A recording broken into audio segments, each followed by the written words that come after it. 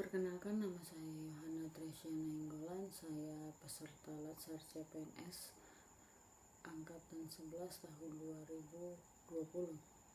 Hari ini saya akan mengulang sedikit materi yang telah saya dapat hari ini tentang etika publik. Ya, etika itu adalah refleksi atas baik atau buruk, benar atau salah yang harus dilakukan atau bagaimana melakukan yang baik dan benar. Nah, etika itu sendiri memiliki 3 unsur. Yang pertama, knowledge, pengetahuan. Yang kedua itu skill. Yang ketiga itu attitude.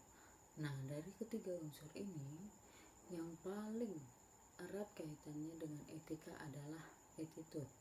Nah, lalu etika publik itu merupakan refleksi tentang standar atau norma yang menentukan baik atau buruknya, benar atau salahnya sebuah perilaku atau tindakan, dan keputusan untuk mengarahkan kebijakan publik dalam rangka menjalankan tanggung jawab pelayanan publik. Nah, berbicara mengenai pelayanan publik. Nah, pelayanan publik itu akan bersifat profesional, ya, manakala dia itu membutuhkan 3 kompetensi. Ya, kompetensi yang pertama itu adalah kompetensi teknik. Kompetensi kedua itu kompetensi leadership, dan yang ketiga adalah kompetensi etika. Nah, kompetensi teknik ini adalah kemampuan seseorang untuk memahami langkah-langkah atau hal-hal yang berkaitan dengan teknis pelaksanaan tugas dan fungsinya. Lalu, kompetensi leadership ini adalah kemampuan untuk mempengaruhi orang lain. Artinya, bagaimana orang tersebut bisa melakukan sesuatu, ya, yang kita harapkan agar tujuannya tadi itu tercapai. Yang ketiga adalah kompetensi etika. Nah, kompetensi etika ini mengacu kepada kesadaran terhadap nilai-nilai moral yang ada. Nah, jadi ketika kita sudah menjadi seorang ASN, apapun profesinya, baik itu perawat, baik itu sebagai dosen, staf, ya, pada saat yang sama kita dipandang memiliki derajat yang berbeda di masyarakat. Nah, artinya kita memiliki standar etika yang lebih tinggi, sehingga tidak jarang perilaku kita itu menjadi pengawasan atau hal-hal yang diawasi di dalam masyarakat.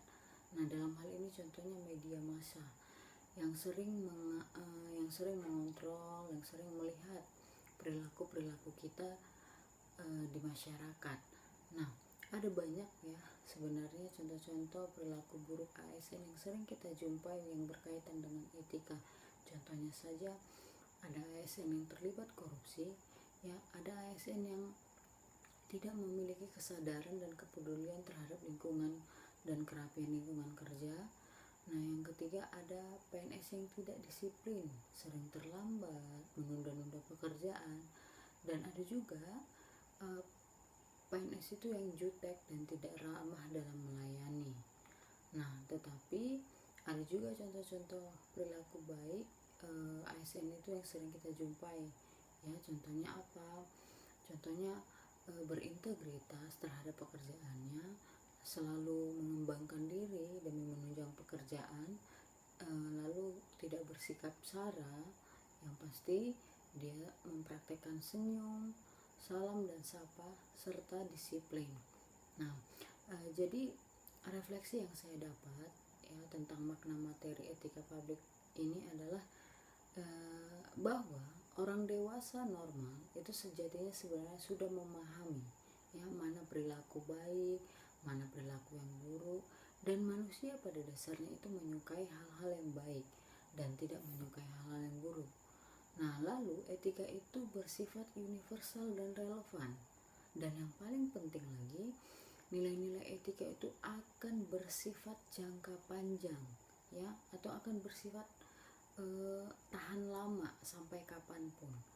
Nah, rencana aksi yang akan saya lakukan adalah pastinya saya akan mempraktekkan nilai-nilai etika ini pada saat saya bekerja. Contohnya, ya, saya akan disiplin mengenai waktu, datang tepat waktu, ya, masuk kelas tepat waktu, berintegritas atau bertanggung jawab, terhadap pekerjaan saya sebagai dosen, terus saling menghargai di antara teman-teman dosen, dan pastinya mengembangkan diri demi kemajuan diri saya sendiri ke depannya. Nah, yang terakhir dari saya adalah intinya ketika kita menabur yang baik, ya kita akan menuai yang baik pula. Mungkin itu saja dari saya. Terima kasih.